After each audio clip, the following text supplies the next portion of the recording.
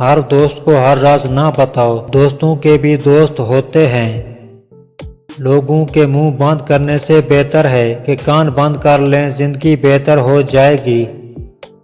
سچے انسان کو ہمیشہ جھوٹے انسان سے زیادہ صفائیاں دینی پڑتی ہیں۔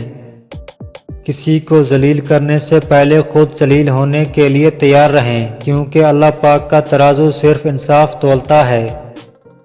زندگی میں کافی ٹھوکریں ملتی ہیں، لیکن زندگی میں اپنے پیروں پر اٹھ کھڑے ہونے کا فیصلہ ہمارا اپنا ہوتا ہے۔ تنگ دماغ لوگوں کے ساتھ مسئلہ یہ ہوتا ہے کہ ان کا منہ ہمیشہ کھلا رہتا ہے۔ جب قسمت اور حالات دونوں ساتھ نہ دیں تو پھر ان کی بات سننی پڑتی ہے جن کی کوئی بھی نہیں سنتا۔ نیت کتنی بھی اچھی ہو، دنیا تم کو تمہارے دکھاوے سے جانتی ہے، اور دکھاوا کتنا بھی اچھا ہو، اللہ تم کو تمہاری نیت سے جانتا ہے۔ ایک معاشرہ تب ترقی کرتا ہے جب اس معاشرے کو بزرگ درخت لگاتے ہیں، حالانکہ وہ جانتے ہیں کہ وہ کبھی اس کے سائے میں نہیں بیٹھ سکیں گے۔ رسول اللہ صلی اللہ علیہ وآلہ وسلم نے ارشاد فرمایا، جو عورت اپنے خاوند کی اجازت کے بغیر گھر سے نکل جایا کرتی ہے، وہ گھر آنے تک یا خاوند کے راضی ہونے تک اللہ تعالیٰ کی ناراضگی میں رہتی ہے۔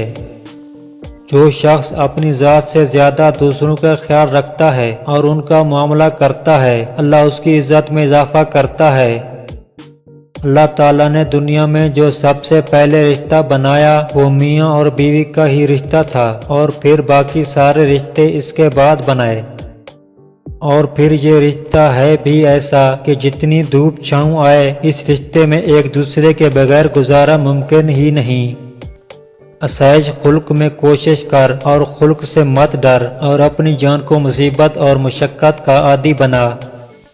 گھروں میں خیر و برکت لانا چاہتے ہو تو گھر سے دو چیزیں نکال دو۔ نمبر 1، گھر میں دیواروں پر لگی جانوروں کی نقش۔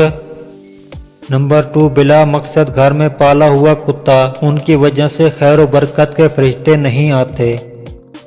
یا مالکو یا ذوالجلال والاکرام، یہ تسبیح بلا تعداد پڑھیں کہ حد سے گزر جائیں، چند روز بعد اس کا جلوہ ظاہر ہوگا۔